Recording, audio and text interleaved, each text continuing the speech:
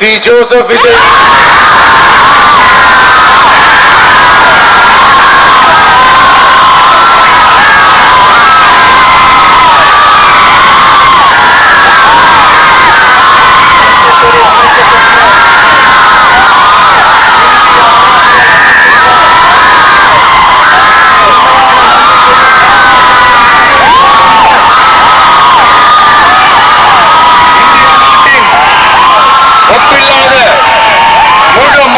ஆட்சியையும் ஒருமையையும் நிலைநிறுத்துவேன் என்றும் தமிழ்நாட்டு அரசின் முதலமைச்சராக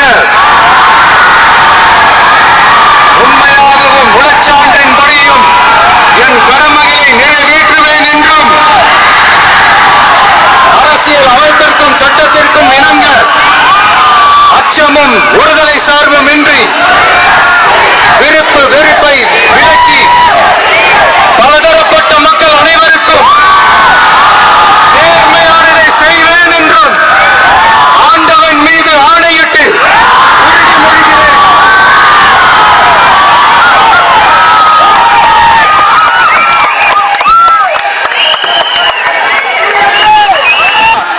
நீ வா நண்பா, நானா இருக்கோன்னு சொல்லி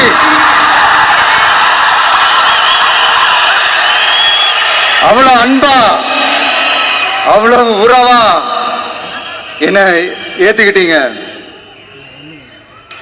இந்த நேரத்தில் இதை நான் சொல்லணும்.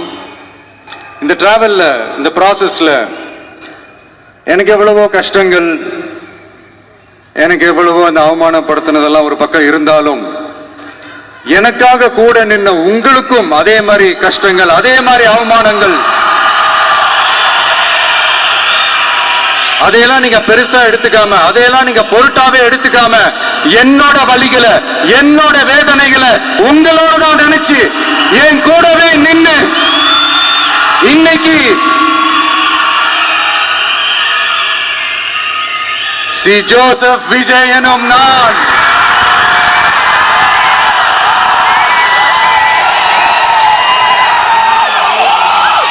அதை உண்மையாக்கி இருக்கிறீங்க. உண்மையிலே எனக்கு என்ன சொல்றதுன்னு எனக்கு தெரியல. என்னுடைய உறவுகளே, என்னுடைய சொந்தங்களே, நான் ஒன்றும் தேவ தூதன்லாம் கிடையாது. நானும் ஒரு இயல்பான ஒரு வாழ்க்கை வாழ்ற ஒரு சாதாரணமான மனுஷன்தான். நான் முன்னாடியே சொன்ன மாதிரி அது செய்வேன் இது செய்வேன்னு பொய்யான வாக்குறுதிகள்லாம் கொடுத்தவங்கள நான் ஏமாத்த மாட்டேன். எது சாத்தியமோ அது மட்டும்தான் நான் செய்வேன். இம்மிடியட்டா உங்க மனசுல ஒரு கேள்வி ஒண்ணு வரலாம், அப்ப சாத்தியம் இல்லாததை செய்ய மாட்டாங்களா, செய்ய முடியாதா அப்படின்ற ஒரு கேள்வி ஒண்ணு வரலாம். இத்தனை கோடி மக்கள் என் கூட இருக்கும் போது எது வந்தாலும் பார்த்துக்கலாம், என்ன வந்தாலும் பார்த்துக்கலாம் அப்படின்ற அந்த கான்பிடன்ஸ் என் மனசுல இருக்கு. இன்னொரு விஷயமும் நான் இங்க சொல்லணும். இன்னைக்கு நம்ம தமிழ்நாடு கவர்மெண்ட் இருக்கிற அந்த நிலைமையை பத்தி நான் உங்ககிட்ட நான் சொல்லணும். கிட்டத்தட்ட 10 லட்சம் கோடிக்கு மேல கடன் வாங்கி வச்சுட்டு போயிருக்கிற இன்னைக்கு அந்த தமிழ்நாடு அரசு இருக்கிறப்போ, கஜானாவை சுத்தமா தொடச்சி வலிச்சு வச்சுட்டு போயிருக்கிறப்போ, தூக்க முடியாத சுமையை ஏத்தி வச்சுட்டு போயிருக்கிறப்போ,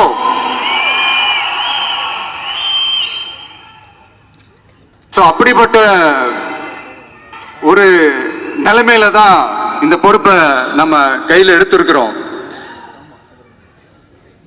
உடனே நீங்க நினைக்கலாம், என்னடா இவர் ஏதோ பொறி வச்சு பேசுறாரா அப்படின்ட்டு. அப்படிலாம் எதுவுமே கிடையாது.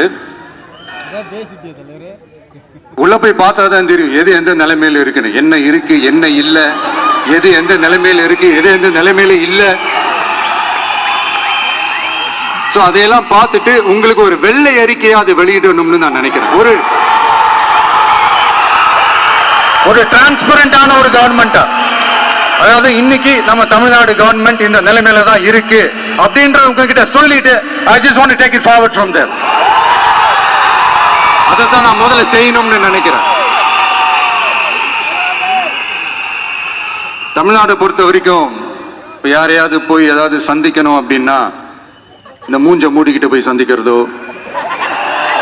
என்ன இந்த மறைமுகமா உங்களுக்கு தெரியாம போய் சந்திக்கிறதோ அப்படியெல்லாம் நான் செய்ய மாட்டேன். எதுவா இருந்தாலும் வெளிப்படையாக ஒளிவு மறைவு இல்லாம தான் நான் செய்வேன். இவ்வளவு பெரிய ஒரு பொறுப்பை என் கையில கொடுத்துருக்கிறீங்க.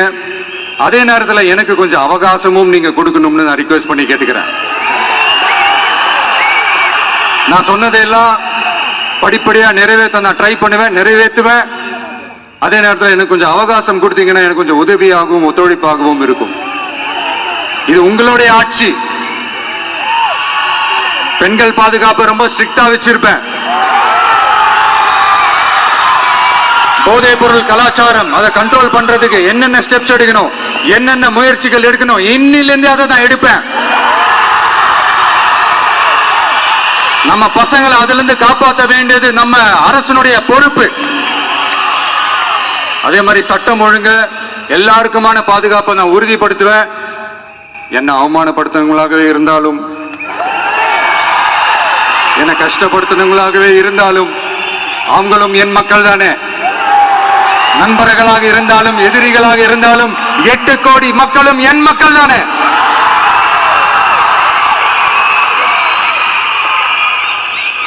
அது மாதிரி இந்த அடிப்படை விஷயங்கள், கல்வி, ரேஷன், மருத்துவம், குடிநீர், சாலை வசதி, பஸ் வசதி, இந்த மாதிரி விஷயங்கள்ல தான் என்னுடைய முதல் கவனம் செலுத்தணும்னு எனக்கு தோணுது. நான் முன்னாடியே சொன்ன மாதிரி மக்கள் பணத்துல இருந்து ஒரு பைசா கூட நான் தொட மாட்டேன். எனக்கு அது அவசியமும் இல்லை. அது உங்களுக்கு நல்லாவே தெரியும். இந்த விஜய் தப்பு பண்ண மாட்டான், தப்பு பண்ணவும் விட மாட்டான். அது யாராக இருந்தாலும் சரி, என்னோட கவர்மெண்ட்ல என் கூடவே இருக்கிறவங்களாகவும் சரி விட மாட்டான். சப்போஸ் யாருக்காவது அப்படி ஒரு எண்ணம் மனசுல இருந்துச்சுன்னா, நம்ம ஜெயிச்சிட்டோம், ஒரு ஆட்டம் ஆடி பார்க்கலாம் அப்படின்ற எண்ணம் யாருக்காவது இருந்துச்சுன்னா இப்பவே இந்த நிமிஷமே அதை எரேஸ் பண்ணிருங்க.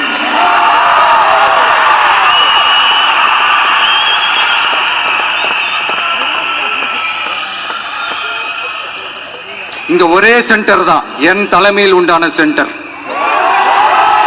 இந்த பக்கம் ஒரு சென்டர், இந்த பக்கம் ஒரு பவர் சென்டர், அங்க ஒரு பவர் சென்டர், அதெல்லாம் கிடையவே கிடையாது. இப்பவே சொல்லிடுறேன்.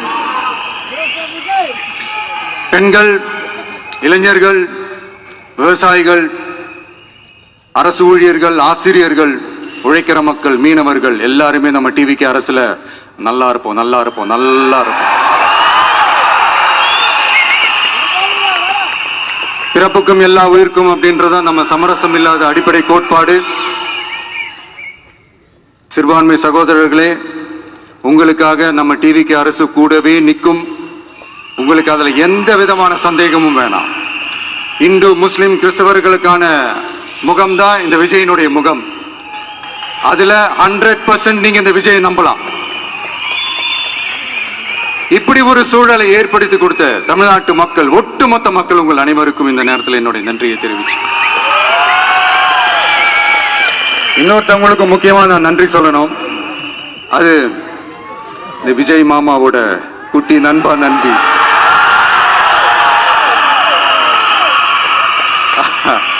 அவங்களாலதான் இது நடந்திருக்கு.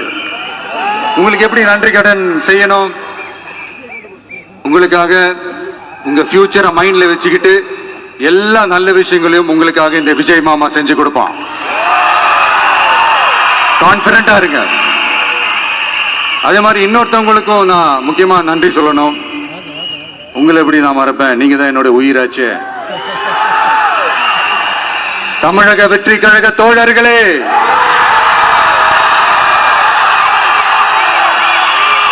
உண்மையில சொல்லணும்னா நீங்க இல்லைன்னா எதுவுமே இல்லை. என்னோட கழக தோழர்களுக்கும், கழக நிர்வாகிகளுக்கும், வாக்கு சாவடி முகவர்களுக்கும், மை டியர் வர்ச்சுவல் வாரியர்ஸ், உங்கள் அனைவருக்கும் கோடான கோடி நன்றிகள். வாங்க எல்லாருமா சேர்ந்து ஒரு ஃப்ரெஷ் கவர்னன்ஸ், ஒரு நியூ கவர்னன்ஸ் ஒன்று கொடுப்போம். This is a new beginning.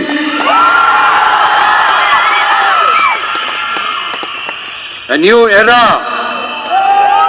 of a real secular social justice starts now.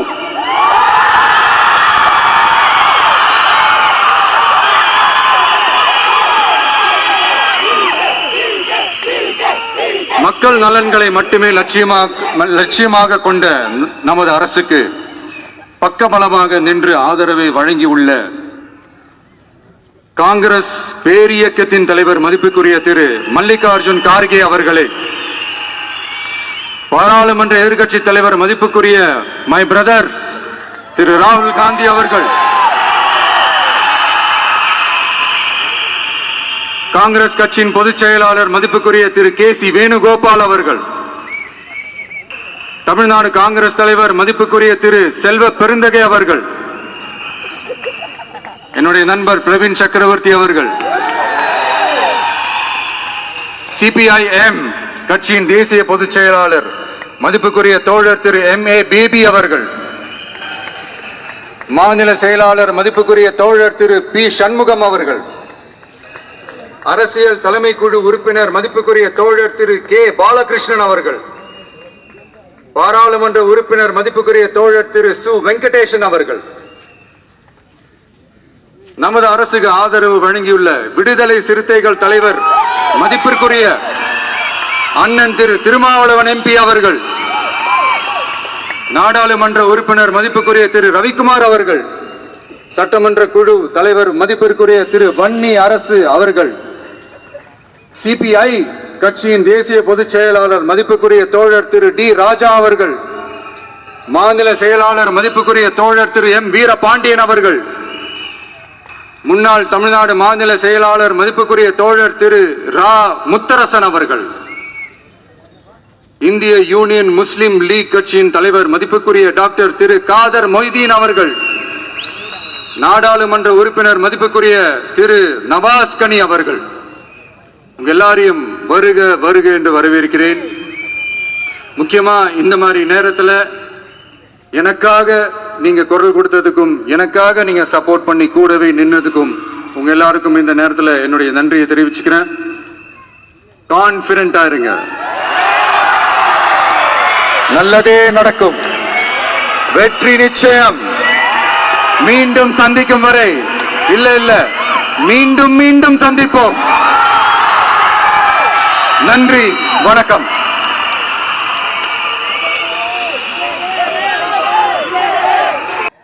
இப்படியாவது கஷ்டப்பட்டு வெற்றி அடையணும்னு இருந்த ஒரு சாதாரண அசிஸ்டன்ட் டைரக்டருக்கு பிறந்த ஒரு பிள்ளையா எனக்கும் வாழ்க்கையில வறுமைனா என்னன்னு எனக்கு நல்லாவே தெரியும், பசினா என்னன்னு எனக்கு நல்லாவே தெரியும். நான் ஒன்றும் பெரிய மன்னர் பரம்பரையிலிருந்துலாம் வந்துடல. உங்களை மாதிரி தான், உங்கள ஒருத்த மாதிரி தான், உங்க குடும்பத்துல ஒருத்த மாதிரி தான், உங்க புள்ள மாதிரி தான், உங்க மகன் மாதிரி தான், உங்க அண்ணன் மாதிரி தான், உங்க தம்பி மாதிரி தான்.